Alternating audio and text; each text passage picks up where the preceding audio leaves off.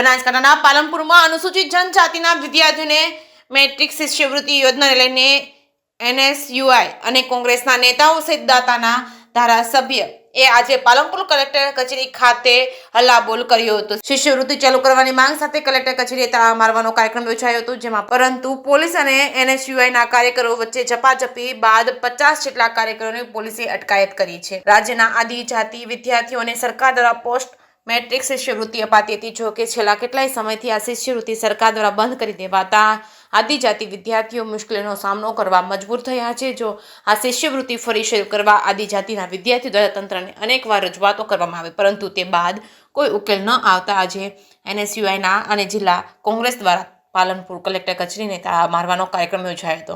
જો કે એનએસયુઆઈની માંગ છે કે આદિવાસી વિદ્યાર્થીઓની શિષ્યવૃત્તિ કેન્દ્ર સરકારની ગાઈડલાઈન મુજબ ચાલુ કરવી જોઈએ અને આ માંગ સાથે રેલી સ્વરૂપે કલેક્ટર કચેરી ખાતે પહોંચ્યા હતા। જો કે કલેક્ટર કચેરીના ગેટ પાસે પોલીસ અને વિરોધ કરી રહેલા કોંગ્રેસના કાર્યકરો તેમજ દાતાના ધારાસભ્ય કાંતિભાઈ ખરાડી, કોંગ્રેસના નેતાઓ, કાર્યકર્તાઓ અને પોલીસ વચ્ચે ઘર્ષણ થયું હતું, જેમાં જિલ્લા કોંગ્રેસ પ્રમુખ ભરતસિંહ તેમજ એનએસયુઆઈના પ્રદેશ પ્રમુખ નરેન્દ્રસિંહ સહિત એનએસયુઆઈના 50 જેટલા કાર્યકર્તાઓની પોલીસે અટકાયત કરી છે।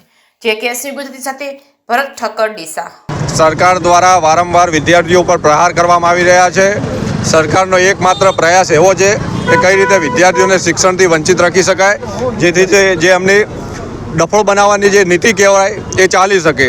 પણ એનએસયુઆઈને અમે વિદ્યાર્થીઓ માટે લડવા માટે હંમેશા તત્પર છીએ અને જે વિદ્યાર્થીઓની શિષ્યવૃત્તિનો જે પ્રશ્ન છે એના માટે આજરોજ અમે બનાસકાંઠા જિલ્લા કલેક્ટર સાહેબને આવેદનપત્ર આપવા આવ્યા છીએ। વારંવાર અમે પહેલાં પણ રજૂઆત કરી છે।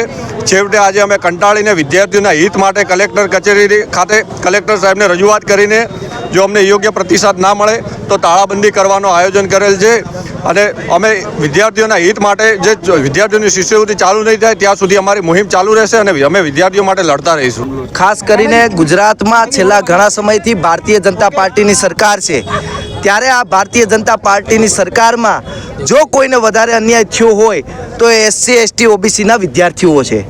જે આ ભારતીય જનતા પાર્ટીની મેલી મુરાદ છે કે એસસી એસટી ઓબીસીના વિદ્યાર્થીઓ અભ્યાસ ના કરી શકે અને જે એને સ્કોલરશિપ પોસ્ટ મેટ્રિકની જે સ્કોલરશિપ 2010માં કોંગ્રેસ શાસનમાં એને હક આપવામાં આવ્યો હતો, આ સ્કોલરશિપનો એ હક ક્યાંક ભારતીય જનતા પાર્ટીએ છીનવવાનું કામ કર્યું છે। ત્યારે આદિવાસી વિદ્યાર્થીઓની જે સ્કોલરશિપ હતી, જે પોસ્ટ મેટ્રિકની સ્કોલરશિપ કે જે વેકન્ટ કોટા અને મેનેજમેન્ટ કોટામાં પણ સ્કોલરશિપ આપવામાં આવતી હતી, એ સ્કોલરશિપ આ ભારતીય જનતા પાર્ટીની સરકાર દ્વારા બંધ કરી દેવામાં આવી છે। ક્યાંક ને ક્યાંક મેલી નીતિ એવી છે કે ક્યાંક આદિવાસીનો વિદ્યાર્થી ભણી ગણી અને હોશિયાર થઈને ક્યાંક સારી નોકરી કરશે તો એ કાલ સવારે ઉઠીને આ ભારતીય જનતા પાર્ટીની સરકારને સવાલ પૂછશે। એટલા માટે આ લોકોની મેલી મુરાદ છે કે સ્કોલરશિપ બંધ કરી દેવાથી જે ગરીબ વર્ગનો વિદ્યાર્થી છે, જે આદિવાસી વિદ્યાર્થી છે, તે સારું શિક્ષણ મેળવી શકશે નહીં।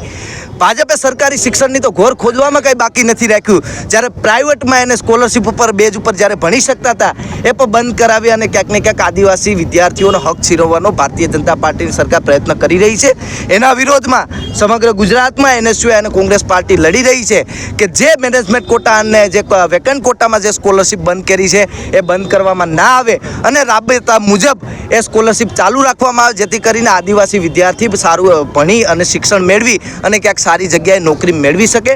એ હેતુથી આજે ગુજરાત એનએસયુઆઈ દ્વારા પાલનપુર ખાતે બનાસકાંઠા કલેક્ટર કચેરીએ ઘેરાવનો અને તાળાબંધીનો કાર્યક્રમ રાખ્યો।